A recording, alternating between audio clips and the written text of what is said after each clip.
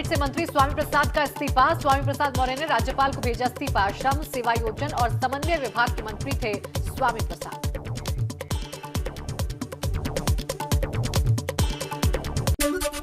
आदित्यनाथ जी के नेतृत्व की सरकार में श्रम, सेवायोजन एवं समन्वय मंत्री के रूप में बड़े मनोयोग से मैंने विभागीय उत्तरदायित्व को निभाया। लेकिन जिस तरीके से लगातार दलितों, पिछड़ों, किसानों, बेरोजगार नौजवानों, छोटे लघु एवं मध्यम व्यापारियों के खिलाफ सरकार का उपेक्षात्मक रवैया रहा, उसको देखते हुए मैंने योगी मंत्रिमंडल से आज इस्तीफा दिया।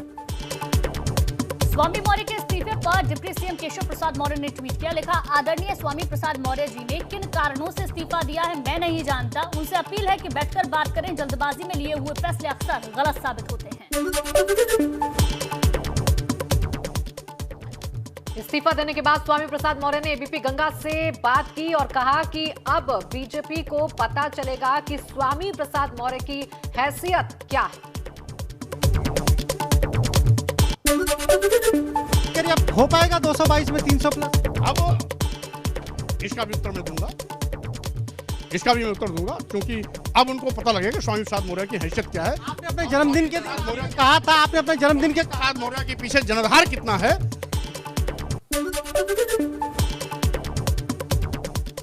स्वामी प्रसाद ने कहा, भाजपा सरकार ने भी बहुतों को झटका दिया, तो अगर मैंने मंत्रिमंडल से इस्तीफा देकर भाजपा को झटका दिया तो कौन सी बड़ी बात है।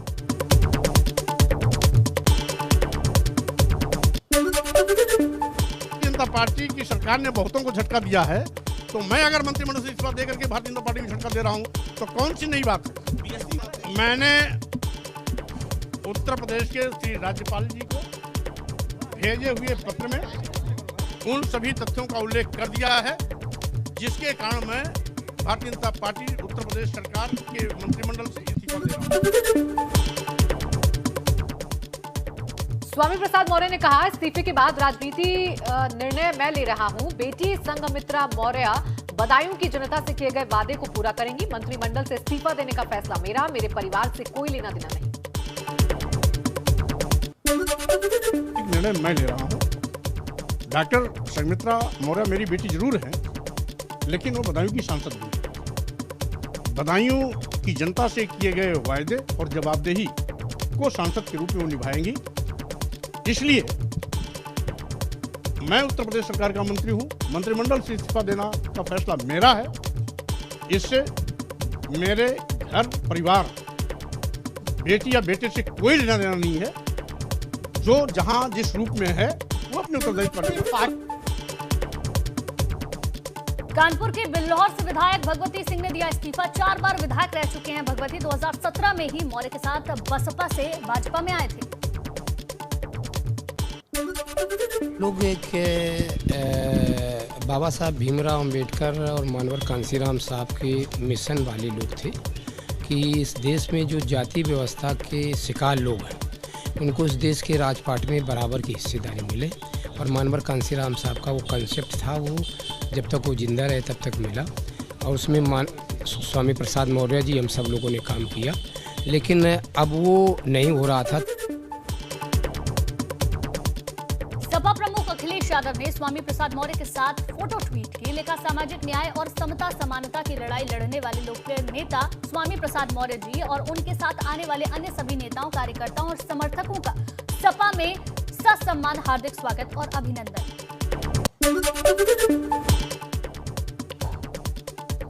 स्वामी प्रसाद मौर्य 2017 विधानसभा चुनाव से पहले मौर्य बसपा छोड़कर भाजपा में शामिल हुए थे। योगी सरकार से पहले वो मायावती की सरकार में भी मंत्री रह चुके हैं।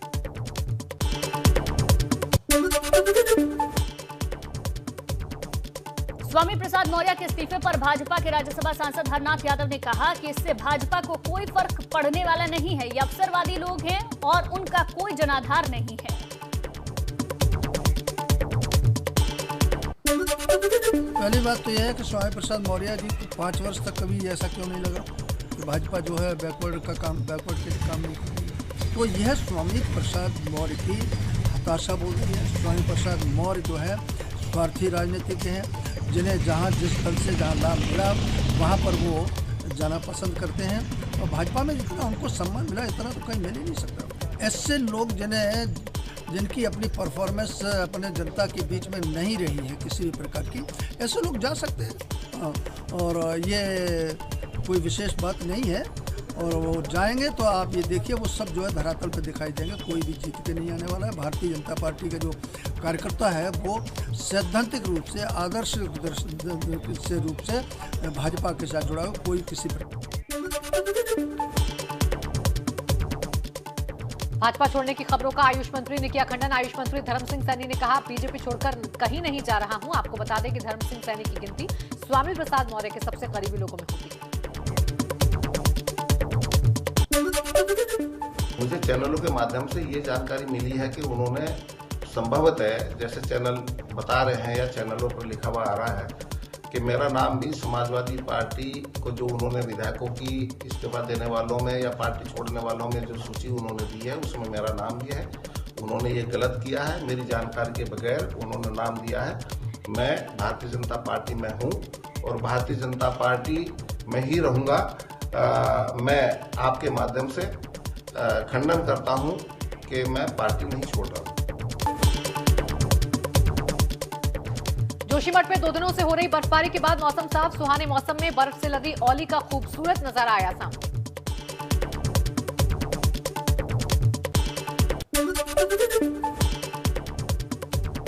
आदर्श आचार संहिता लागू होते ही पिथौरागढ़ में भी पुलिस का एक्शन। 6 सक्रिय अपराधियों के खिलाफ गुट्टा एक्ट में कार्रवाई की। 8 लोगों के खिलाफ दूसरी धाराओं में कार्रवाई।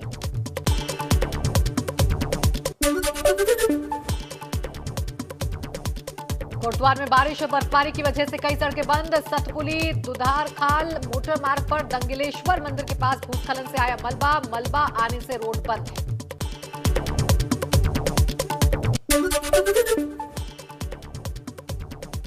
मुरादाबाद में यूनियन बैंक में गोली चलने से 2 छात्राओं सहित 4 घायल। संदिग्ध परिस्थितियों में बैंक के गार्ड की बंदूक से चली गोली। थाना मुगलपुरा का है पूरा मामला।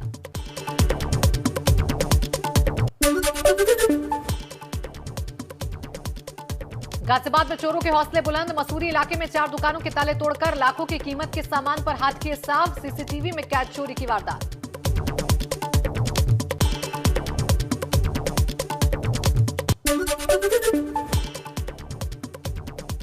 गोरखपुर के पिपराइच थाना क्षेत्र के राज नर्सिंग और पैरामेडिकल कॉलेज के स्टूडेंट्स का आरोप, कॉलेज के फर्जी होने समेत लगाए कई गंभीर आरोप।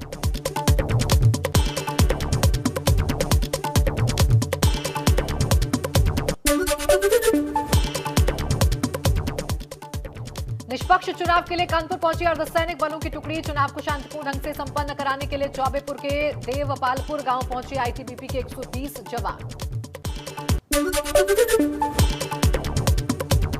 शाहजहांपुर में मंत्री सुरेश खन्ना ने जल्दबाजी के चक्कर में आधे अधूरे पुल का ही कर दिया उद्घाटन। आचार संहिता लगने से 6 जनवरी को ककरा न्यू सिटी में गर्रा नदी पर सेतु निगम की तरफ से बने पुल का उद्घाटन किया।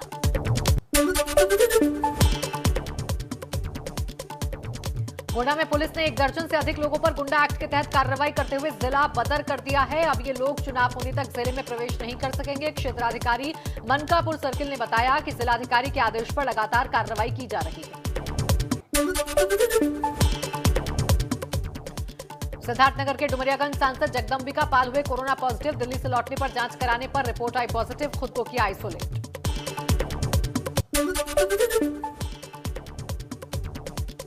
यूपी भाजपा के चुनाव प्रभारी हुए कोविड पॉजिटिव। राधा मोहन सिंह ने कोरोना पॉजिटिव होने की जानकारी दी। ट्वीट कर कोविड के शुरुआती लक्षण होने की बात बताई।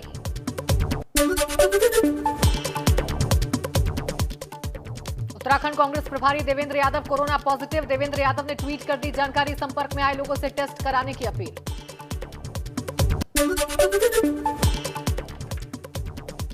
कोरोना को लेकर सीएम योगी ने प्रदेश के सभी ग्राम प्रधानों से की अपील। मुख्यमंत्री ने जल्द से जल्द वैक्सीन लेने और जागरूक करने की अपील की।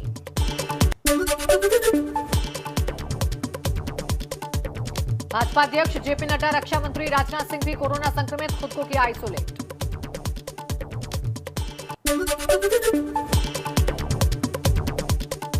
देश में पिछले 24 घंटे में कल से थोड़े कम आए कोरोना के मामले। एक दिन में 1,68,063 नए केस, 277 मरीजों की संक्रमण से जान गई।